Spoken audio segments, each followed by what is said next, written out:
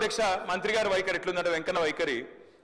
మా ఇంటికి వస్తే ఏం తెస్తావు మీ ఇంటికి వస్తే ఏమి ఇస్తావు అట్లున్నది ఆయన వైఖరి అధ్యక్ష ఆయననేమో అడగదు అధ్యక్ష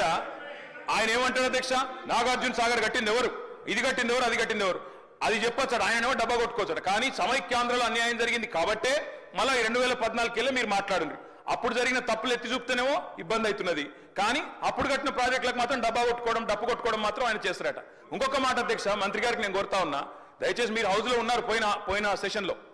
విద్యుత్ శాఖ శ్వేతపత్రం ప్రచురించింది విద్యుత్ శాఖ వైట్ పేపర్ మీద అధ్యక్ష మంత్రి గారు చెప్పిందానికి చెప్తున్నా అధ్యక్ష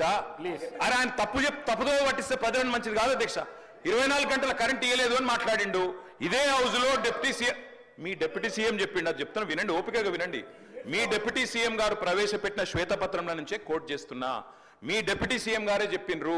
కేసీఆర్ గవర్నమెంట్ లో అత్యధికంగా యావరేజ్ గా 19.2 గంటల కరెంటు 24 గంటల కరెంటులో యావరేజ్ 19.2 అవర్స్ ఇచ్చినామని చెప్పి మీ డిప్యూటీ సీఎం చెప్పిండ్రు కాదంటే మీరు పోయి మీ డిప్యూటీ సీఎం తో పంచాయతీ పెట్టుకోండి ఆయన అటు ఎందుకు చెప్పిండో అడుక్కోండి